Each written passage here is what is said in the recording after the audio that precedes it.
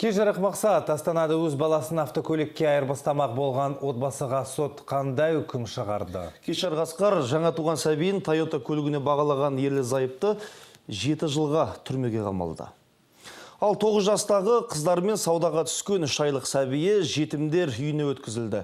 Ерлі зайыптылардың шарананы Toyotаға айырбастауына не себеп болған? Отбасы сұмдық әрекеттеріне өкінеме? Сот үкімін Гүлбану Аниятқызы тыңдап қайтқан еді. Вы задержаны по подозрению в совершении преступления статьей 135 Уголовного кодекса. Бұл осыдан 3 ай бұрын бүкіл елдің жағасын ұстатып, өмірге келгеніне 3 күн өткен сәбилерін 10 жыл жүрген Toyotаға айырбастап жатқан жерінде полицияның қолына түскен ерлі зайыптылар. Осы сұмдық оқиғадан кейін Астанада адам саудасы бойынша қылмыстық іс қозғалып, тергеу 3 ай уақыт жүрді. Ал сот процесі бас-аяғы 5 сағатқа созылды. Судья куәгерлер мен айыпталушылардан сұрақ жауап алды. Перзентханадан кейін бірден суық абақтыға қамалған 25 жастағы жасана Любовь Түкенованың денсаулығы туралы сұрауды да ұмытпады. По состоянию здоровья как?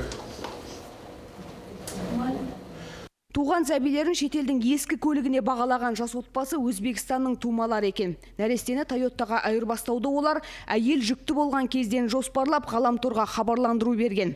Интернет арқылы балаларын саудалап отырғандарды полицейлер сырттарынан аңдыған. Ал қолға түскен кезден бастап ерлі зайыптылар мұндай жан түршігерлік қылмыс жасауға ақшаның жоқтығынан барғанын айтып, ақталумен болды.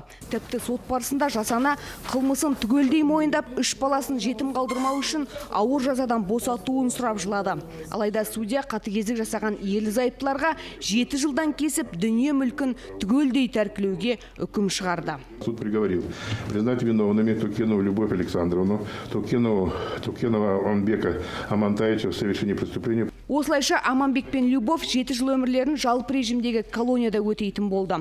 Ал олардың 9 жастағы қызы қазір Астанадағы жетімдер үйінде, ал 4 жастағы ұлдары Өзбекстандағы туыстарының үйінде тәрбиеленетін болды. Туа сала Toyotаға айырбасталып кете жаздаған нәресте қазіргі уақытта Астанадағы балалар үйінде тәрбиеленіп жатыр. Дәрігерлер шарананың дені сау дейді. Оған Арман деген есім берілген. Әке-шешесі 7 жылға сотталып кеткен Арманды бала сүюді армандап жүргендер жақын күндері асырап алуы әбден мүмкін. Гүлбану Аниятқызы, Нұркен Тоқмұрзин, Информбюро, Астана.